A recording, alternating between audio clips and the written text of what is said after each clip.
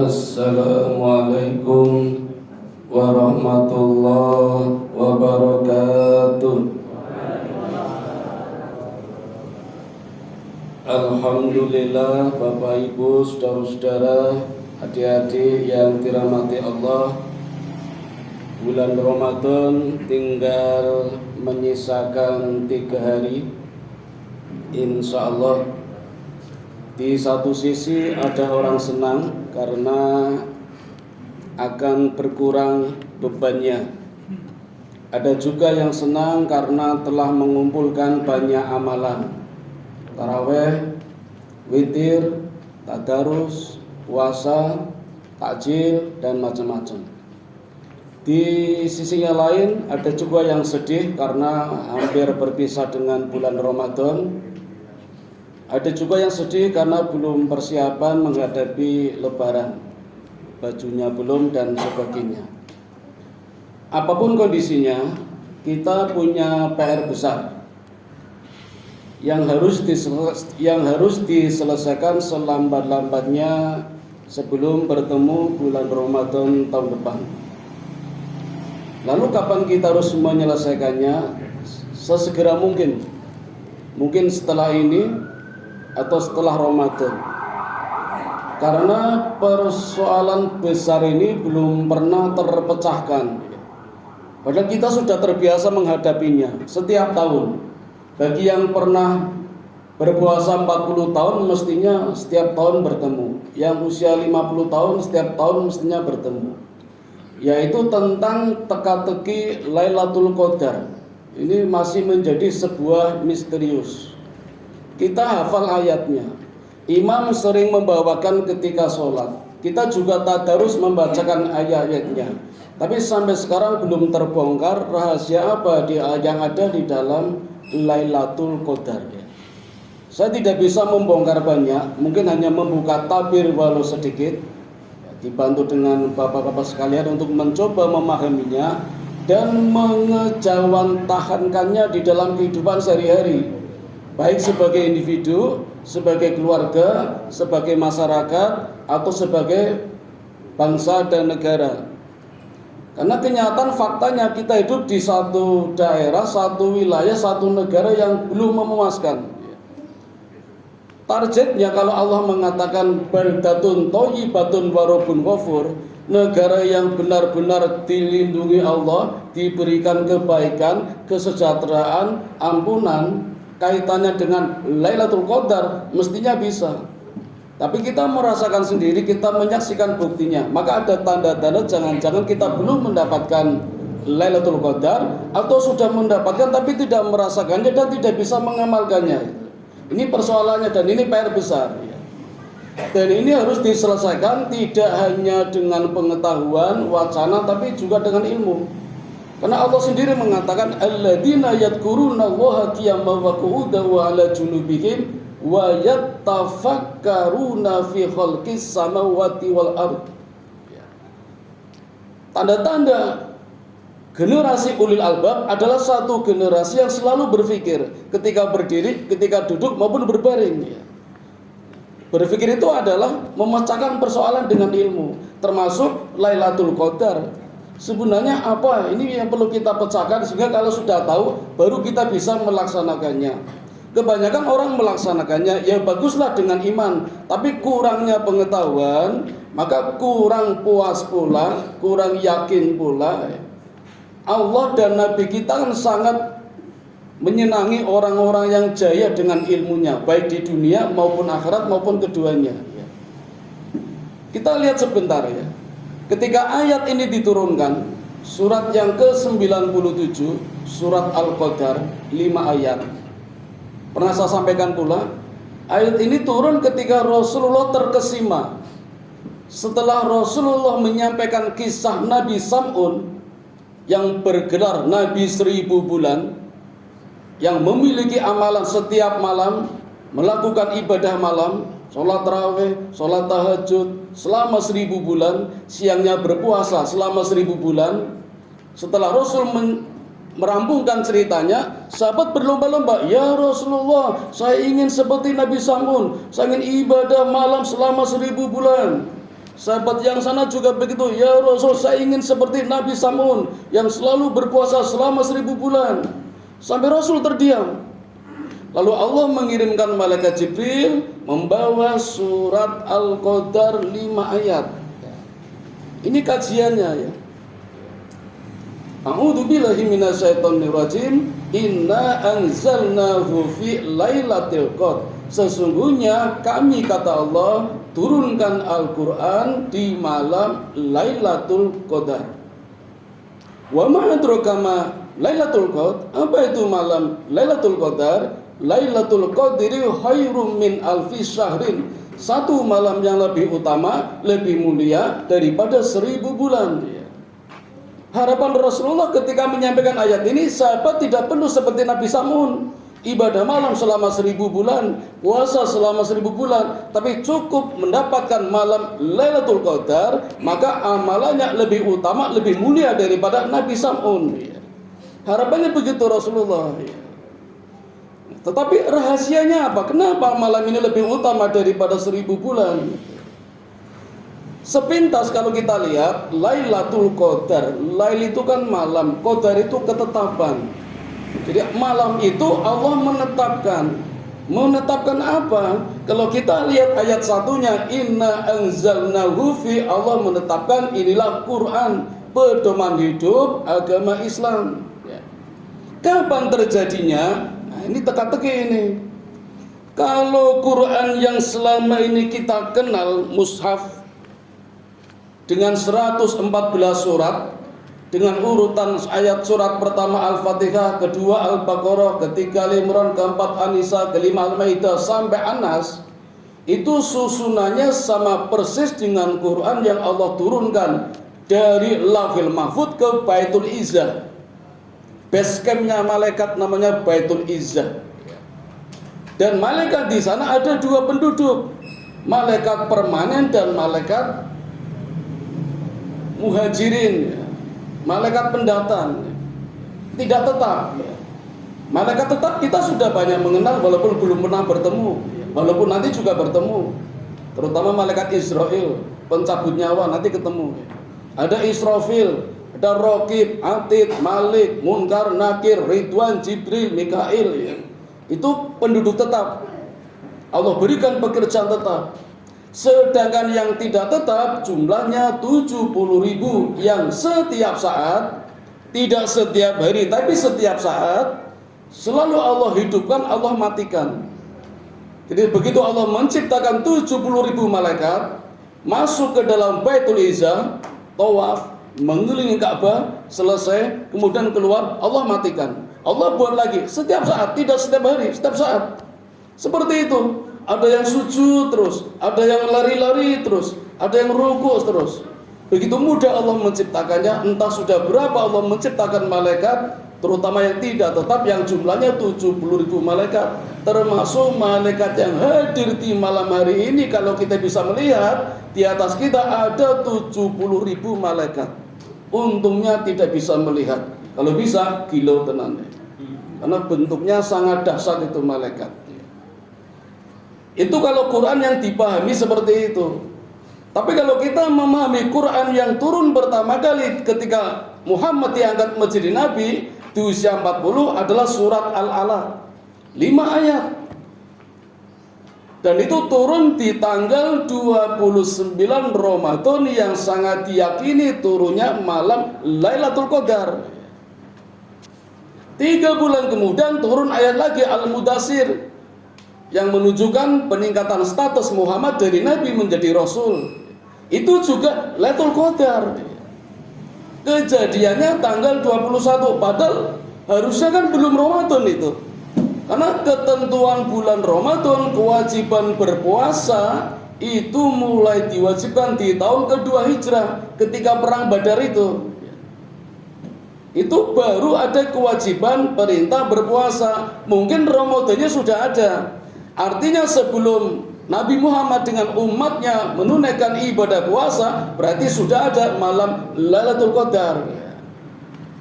Nah sekarang persoalannya malam. Apakah benar-benar malam atau hari yang bersifat malam?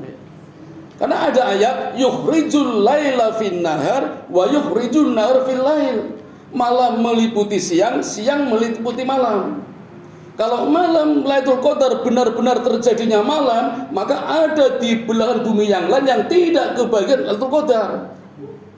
Katakan sekarang malam hari kita mendapat Lailatul Qadar, maka di Swedia tidak mendapatkan. Sangat tidak adil kalau begitu. Karena Lailatul Qadar bersifat universal. Jangan-jangan Lailatul Qadar harus dipahami malam meliputi siang, siang meliputi malam. Karena ayatnya yukhrijul laila fin nahar wa yukhrijun nahar fil lail. Artinya di siang hari kita beribadah seperti khusyuknya di malam hari. Di malam hari berigasnya kekuatan kita super power seperti di siang hari. Jadi malam meliputi siang, siang meliputi malam. Itulah mengapa sholat duhur banyak rokaatnya ketimbang sholat malam. Kita lihat duhur 4 rokaat, rawatibnya, qobliyahnya sebelum duhur 4 rokaat, 2-2. Setelah duhur 2 rokaat. Berarti ketika duhur saja kita sudah sholat 10 rokaat. Qobliyah 4, duhur 4, ba'diyah 2, 10 rokaat. Kalau ditambah duha 12 rokaat, banyak itu ketika siang. Jadi menghiasi siang seperti malam, banyak ibadah. Malamnya kita perkasa seperti siang harinya. Maka Nabi mengisyaratkan di ketika datang 10 hari terakhir bulan Ramadan, Nabi, kata Aisyah, lebih mengencangkan sarungnya. Maksudnya lebih mengintensitaskan ibadahnya. Yang kedua, sebisa mungkin tidak tidur. Dan yang ketiga, membangunkan keluarganya beramai-ramai menghidupkan malam. Inilah maksud keperkasaan siang berada di malam hari. Karena ini bersifat universal. Jadi kalau kita berpikir parsial, malam hari tentu saja di Swedia tidak mendapatkan. Dan begitu pula sebalik ketika di Swedia malam hari, di sini yang siang hari, berarti kita tidak mendapatkan Lailatul Qadar. Sekarang informasinya, Nabi mengatakan akan datang di tanggal 21, 23, 25, 27, 29. Sekarang ada peluang 2 hari. Kalau enggak 29, 27. Yang kemarin udah lewat. Misalnya kemarin sudah Lailatul Qadar, berarti 2 hari ini tidak mungkin terjadi. Kira-kira apa reaksi kita?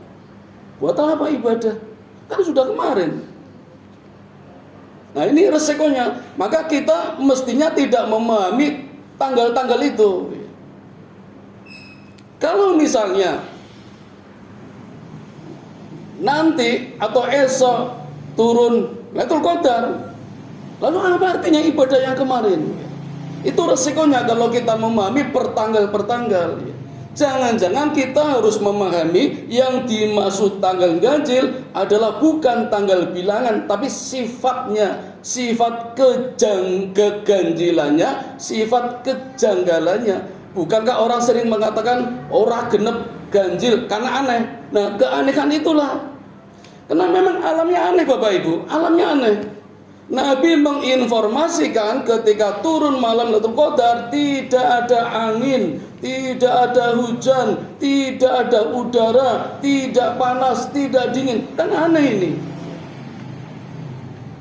Ilmuwan NASA dari Amerika, namanya Profesor Alfred Kroner, sebenarnya sudah menemukan 10 tahun yang lalu. Tapi sangat bahaya kalau ketika itu mengumumkan. Karena dikhawatirkan banyak orang-orang masuk Islam. Ya, tetapi karena dia dipecat dari keanggotaan NASA antariksawan dunia, maka dia mulai berani mengumumkannya di surat kabar delegation dan disebarkan oleh Dr. Abdul Basit Muhammad dari Mesir. Memberitakan penemuannya bahwa setiap tahun ada satu malam ya, yang aneh daripada malam-malam yang lain. Seperti Nabi katakan tadi, bahkan 10.000 bintang tidak bercahaya, 20.000 meteor tidak menabrak atmosfer. Berarti ada apa ini? Ini hasil penemuannya.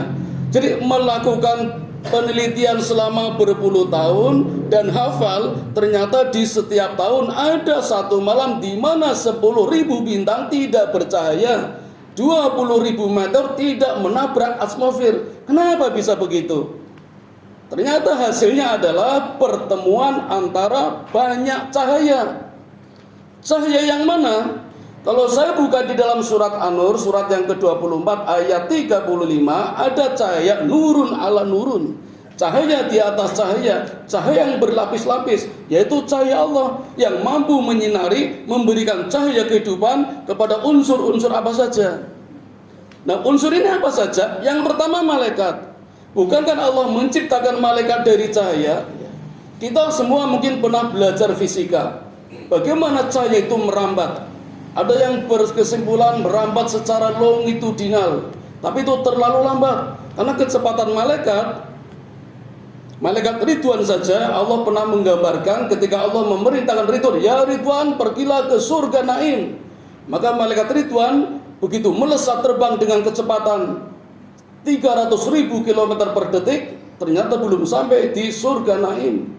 Masih terbang lagi berhari-hari, berbulan-bulan, bertahun-tahun, sampai 80 tahun cahaya. Ternyata malaikat Ridwan belum sampai pula ke surga yang terdekat dengan kehidupan kita, namanya surga Naim. Lalu kembali kepada Allah melaporkan, ya Allah aku tidak menemukan surga. Itu baru malaikat Ridwan. Bagaimana dengan rajanya malaikat? Malaikat Jibril yang kekuatannya 50 kalinya malaikat biasa, malaikat Ridwan. Padahal Nabi menggambarkan kekuatan malaikat Jibril dilengkapi dengan 600 sayap, kanan 300, kiri 300. Yang kalau satu sayap saja dikepakkan, yang 599 masih mengatup, itu mampu melesat jauh terbang dengan kekuatan 50 kalinya malaikat biasa, atau 50 kali 300.000 km per detik di ruang hampa. Itu kecepatan malaikat Jibril. Dan di malam Lailatul Qadar, surat Al-Qadar ayat 4, Allah mengabarkan ruhnya malaikat Jibril turun mengumpulkan seluruh malaikat, terutama malaikat yang tidak tetap yang Allah ciptakan sejumlah 70.000. Bisa kita bayangkan, kalau malaikat dibuat dari cahaya, begitu hebat kecepatannya, dan bersatu 70.000 malaikat, betapa terangnya cahaya ini. Dan cahaya ini mampu menghentikan cahayanya 10.000 bintang, bahkan mampu menghentikan 20.000 meter hingga tidak menabrak atmosfer. Itu baru kekuatan cahaya malaikat. Nah, kekuatan cahaya malaikat ini dipertemukan dengan kekuatan cahaya manusia, cahaya orang beriman. Di sini disebutkan dalam surat An-Nur ini, cahaya di atas cahaya. Allah memberi petunjuk kepada cahayanya bagi orang yang Dia kehendaki. Berarti kita bisa percaya. Nah, kapan kita percaya? Di surat yang lain Allah memberikan adalah orang-orang yang beriman yang ketika hendak menghadapi bulan Ramadan wajahnya sudah bercahaya. Bukankah kita hafal hadisnya, man soma ramadana imanan wahtisaban ghufira lahu ma taqaddama min dhanbi. Barang siapa hatinya senang, riang gembira menghadapi bulan Ramadan, maka wajahnya bercahaya, wajhun malihun. Nah, cahaya orang-orang inilah bertemu dengan cahaya para malaikat.